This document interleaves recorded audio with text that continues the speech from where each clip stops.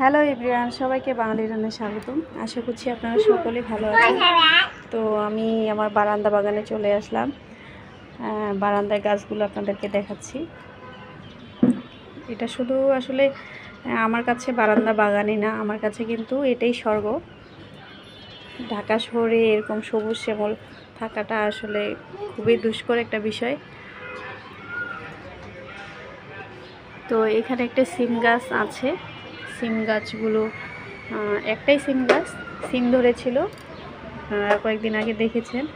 এই যে এখানে সিম, আর উপরেও সিম রয়েছে, বাইরে সিম রয়েছে কতগুলো আমি দেখাচ্ছি। এই যে কত সিম রয়েছে, এই যে এখানে সিম রয়েছে, এই পড়ে গেল।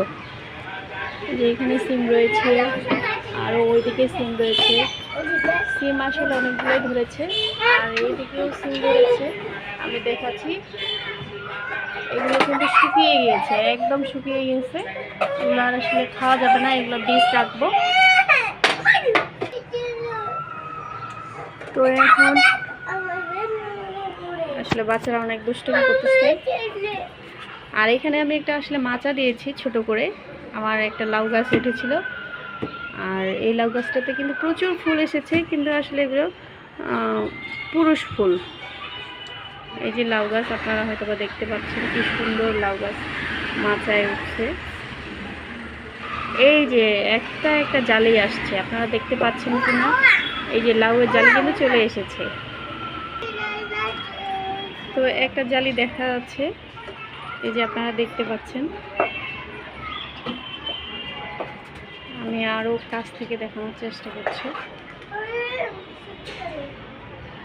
এই যে জালিটা।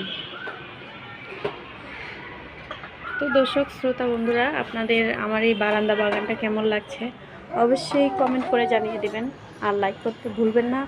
আর আমার চ্যানেলটিকে অবশ্যই সাবস্ক্রাইব করবেন, আর যারা ফেসবুক পেজে আছেন আমার পেজটাকে ফলো করবেন, সাথে থাকবেন। ধন্যবাদ সবাইকে।